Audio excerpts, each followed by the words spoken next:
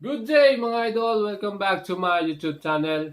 Please like and share my video at please don't forget to subscribe. Sa mga hindi pa po nakasubscribe sa ating channel, ngayon po ay nanonood kayo, huwag niyo pong kalimutan na i-click ang button ng subscription natin para man po updated din kayo sa mga future video uploads natin.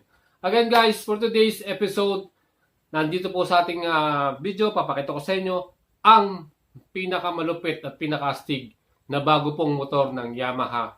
Yan nga po ay nilaunch nila sa bansang Vietnam at nakita ng maraming mga Filipino riders din na talagang solid na sumusubaybay po para po dito sa ating underbone bike. Walang iba kundi ang Sniper 150 kung saan nandito po sa atin ngayon sa Pilipinas ay meron ng bagong upgrade. Talaga namang in-overhaul nila po ang buong motor na to.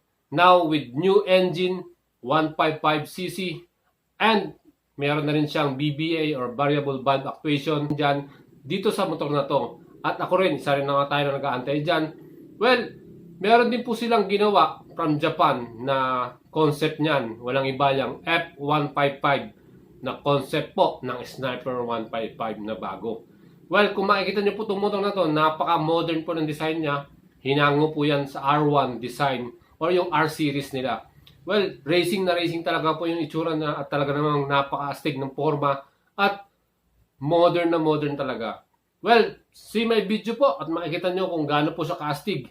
Talagang meron siyang winglets kung saan yan po ay mga hinango sa mga racing talaga, parang MotoGP style na. And for this underbone motorcycle, ito pong kanilang ginawang concept napaka-astig.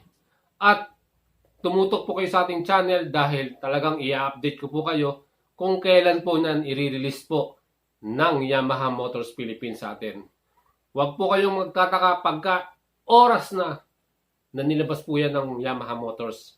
Automatically po, i-update ko kayo. Kaya huwag niyo pong kalimutang idamay na rin ang ating notification bell para po mayroon tayong bagong uploads. Alam na po ninyo kung nandyan na yung bagong Sniper 155 na to na napaka-astig, napakalupit. Ang lupit din po pag nakita niyo yung mga modification na ginawa dyan sa bansang Vietnam. At yung mga accessories na nilagay na dyan, napaka-astig, ang ganda, ang lupit. Racing type na talaga tong bagong Sniper 155 at napakalakas pa. Well guys, tignan po natin yung specs niyan. Again, this motorcycle is now with 155cc engine, also with BBA, 4-stroke, 4 valves, single overhead cam, and a single cylinder po. Again guys, yan po ay liquid cool na rin. At siya po ay merong 6-speed at meron na rin equipped na assist and slipper clutch. Well, from the front and the rear, yan po ay may brake na disc brake po yan.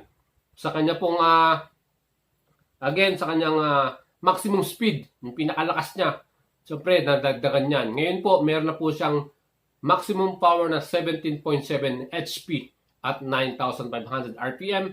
And maximum torque po niya, lumakas na rin po yung kanyang torque, 14.4 Nm at 8,000 RPM. So again guys, kung titingnan niyo po itong motor na to, na Sniper 155, talagang gusto nila po talagang maghari dito sa segment na to. At nakita naman natin sa forma, sa pagiging moderno po niya, hindi tayo magtataka kung hindi maging bestseller na naman po itong bagong Sniper 155 na to. So guys, panoorin niyo po yung ating video at nandiyan po yung F155 concept po ng motor. Yan po ay courtesy sa atin ng Yamaha Motors Vietnam.